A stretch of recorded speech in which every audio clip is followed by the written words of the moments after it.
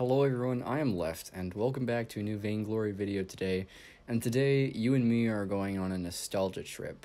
I have scrolled all the way down through all of the videos I've ever made and found the earliest patch on which I ever started making videos, and that patch is 1.11.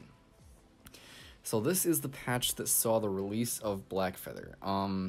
I figured that with all of the weird, bad, uncertain things going on in Vainglory right now, I figured it would be a good idea for us to all take a trip in a time machine and go back and look at what Vainglory was in like 2016, 2015 era of the game. And this is so long ago that I didn't even commentate or talk over my videos. I would say like a few words in the first 10 seconds of the video, and then the rest of it would just be music. I was using like basic iMovie on a MacBook Air, wasn't balancing the sound, wasn't wasn't using good music, no editing, anything of the sort. Just title card at the beginning, title card at the end, and that was the whole video.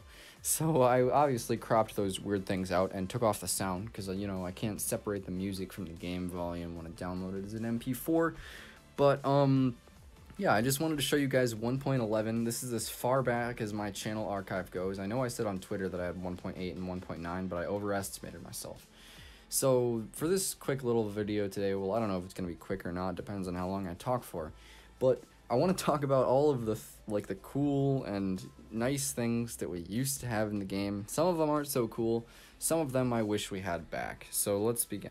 First of all, in update 1.11, we had low to no turret barrier. 2 people could easily take down the turret barrier in 1.11, and it didn't regenerate very fast. Well, this is, I mean, I can't really tell if this is a good thing or a bad thing, but the turret barrier was added to Vainglory. If you didn't know, I don't blame you if you weren't here for this, because this was a long time ago. Someone from EU Competitive found out that if you just built Warhorn, another item that has been since shot and removed out of the game, Warhorn used to be the end game of the Stormguard banner, and it was a combination of War Treads and Stormcrown. So basically, everyone built Warhorns, and no one built damage, and you could just, like, suicide into the turrets, and all 3 people were able to deal the true damage to the turret at the same time, and you could end the game in, like, 8 minutes by jumping over the base wall and just suiciding to the turrets and killing the crystal with true damage. So that was the thing that brought on the turret barrier, and also the infamous picture of SCMC, like, staying up until 3 a.m. at the office trying to hotfix that crap. I'll try to find that picture and put it on the screen because it's absolutely priceless. But anyways, that was like one of the biggest, most game-breaking bugs in all of old Vainglory. They called it Warhorn Poop Strat. So that was pretty fun. Yeah, there was also no Elder Tree, and as you can see down there, there is only a jungle shop. So that's pretty nice. Another thing, the Minion miners. Now, a lot of you guys that are new to Vainglory or my channel in general may not even remember or know what Minion miners are. You'll be like, what's that? You mean the Crystal Sentry? No, I don't mean the Crystal Sentry. Crystal Sentry did not used to exist. They used to be called the Minion miners, and they would sit there mining away at the crystals. You would capture them as they spawned at 4 minutes, and like, so obviously you capture the one that's on your side, it turns blue, and it starts mining for you, and that makes your minions in the lane stronger. So there was no scaling, like there was no overtime scaling for minions getting stronger as the game goes on. The only thing that controlled how strong your minions were was getting an ace and controlling minion mines. If you took both minion mines, your minions would get very big and very strong, and they would, like, you could just leave them there and they would shove down enemy turrets as they went because they were a lot stronger. So then, if the enemy team captures both of your minion mines, or if they capture your side of the minion mines, then obviously you get the same thing going down to your way. They weren't very formidable as far as damage goes, but you used to be able to put a minion candy on them and fight around them. And obviously this wasn't as overpowering as the non-minion candy Crystal Sentry was in current 3v3, but it was still, like, room to make plays in. I don't know, I wish that they had always kept the minion miners because I felt like that was a more fun meta. it felt good to be able to directly influence how strong your minions were, rather than just have them going up on a curve as the time of the game goes up. And the next thing is probably even better, the old ironguard contract. Ironguard contract used to be a purple utility item. Ambient gold did not exist.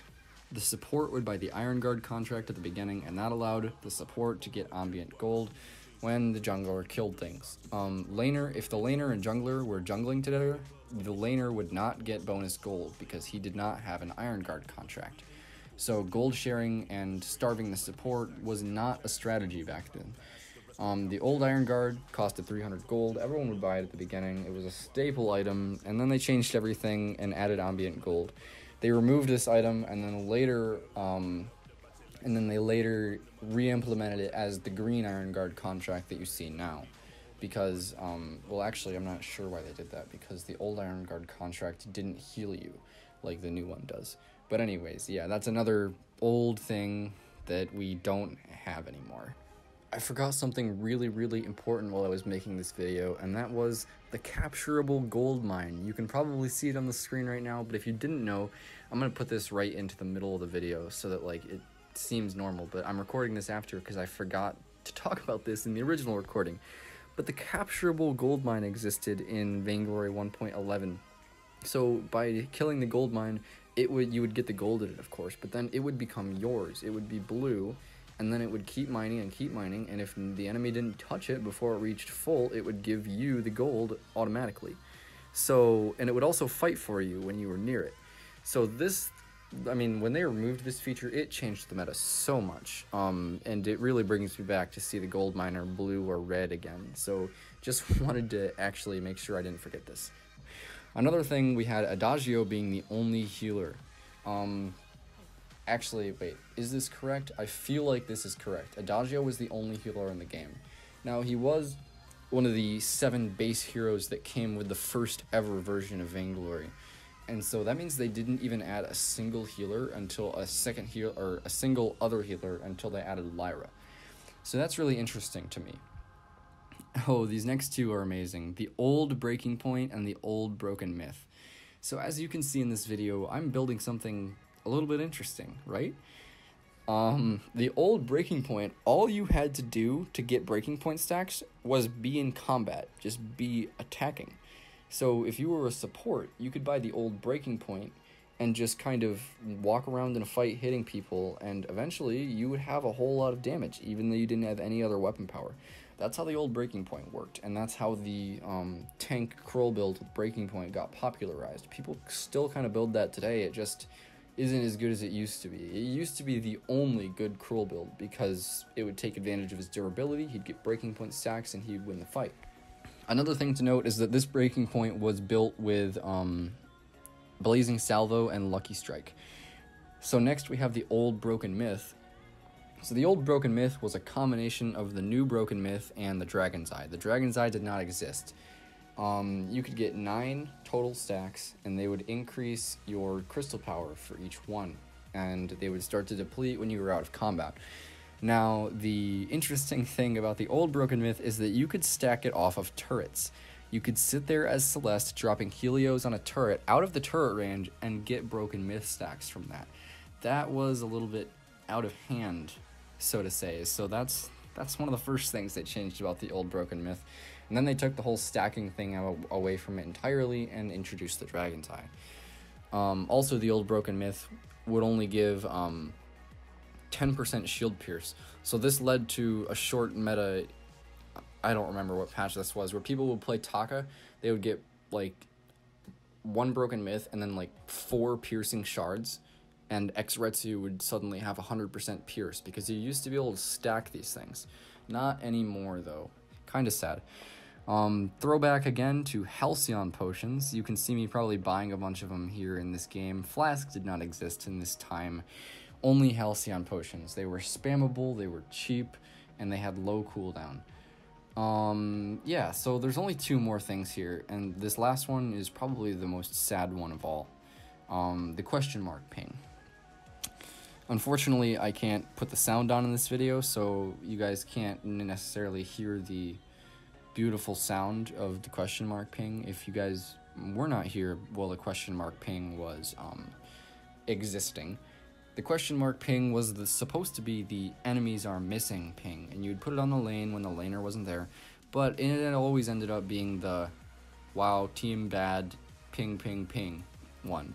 It sounded really funny, unless you were on the receiving end of it, and it was just overall a big meme, and lots of people cried when they deleted it in favor of the purple speech bubble that we have now. Oh wait, yeah, one more thing. We actually had esports in this time, so yeah, that's a thing too. Oh wait, did that come out? Just forget I said that, guys. So that's gonna be it for this video. Thank you for watching, and I hope you enjoyed taking a nostalgia trip through Vainglory Update 1.11. And if you enjoyed this video and you like what I'm doing here, consider subscribing. You can click on that right there. And then in the description, you'll find links to my Twitter, my Discord server, my Patreon, and my other accounts. So feel free to take those, or feel free to click on those if you want to support me further, and I'll see you guys next time.